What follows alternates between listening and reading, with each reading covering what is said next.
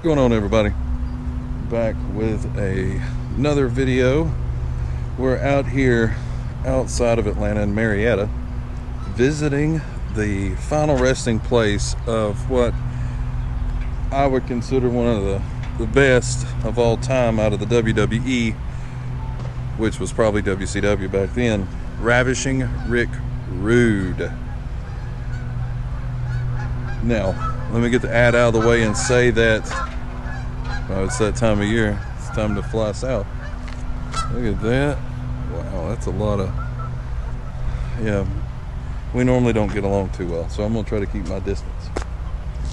But let me get the ad out of the way and say that if this is your first time here, welcome. I hope you enjoy the content. If you do, please consider subscribing. And if you've already subscribed, thank you.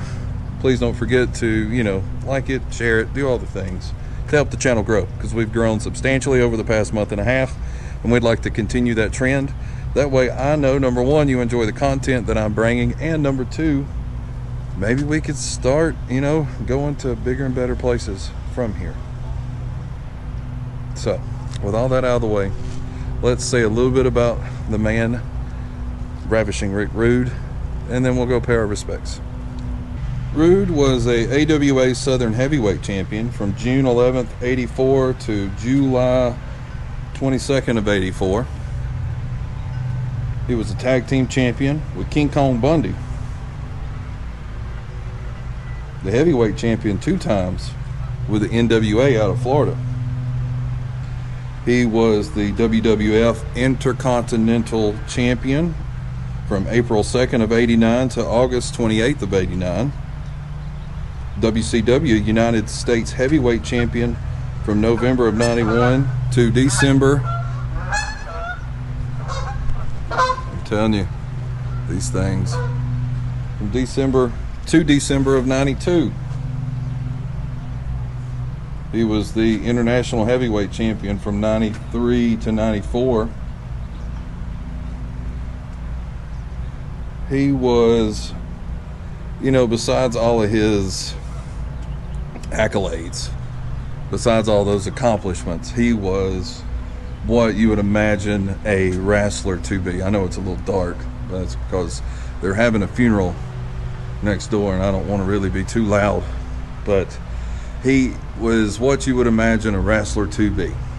He come out looking, he was Ravishing Rick Rude. He would have his shirt off and he would be all like filling himself up and doing all the stuff that you would want a superstar in wrestling to do. He was great to watch, and he played a great heel. I think he was a heel. He wasn't a baby face. I mean, maybe I'm wrong there. You can leave that down in the comments. Tell me some more about him.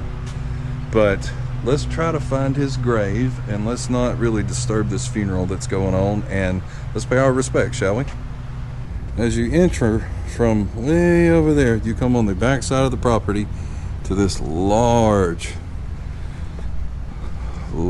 building that is somewhat full, some not so full, with some fresh graves. It's on the back side. I mean, you can see demos of seats and everything else, where it's back by the pond, and it's like where the little chapel is on the inside.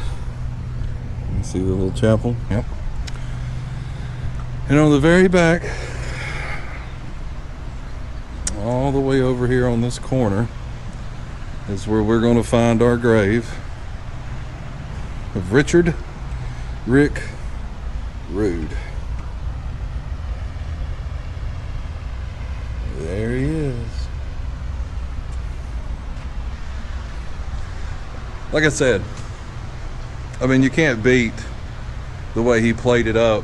I mean, just he's one of those characters that I just remember growing up, and I saw that he was over here, and I could not pass up the opportunity to go pay my respects and, show you guys where he's at. And if you're a wrestling fan, then I hope this can kind of, be a way for you to pay your respects also. And if not, you should go look up some of his matches. He was fantastic.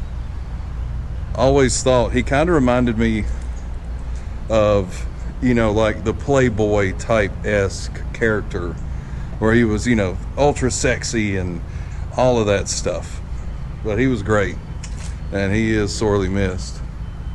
So, if you enjoyed this content, please consider subscribing, liking it, sharing it, and all that stuff, because you know what? You never know what you're going to find on the back roads. We'll see you guys later.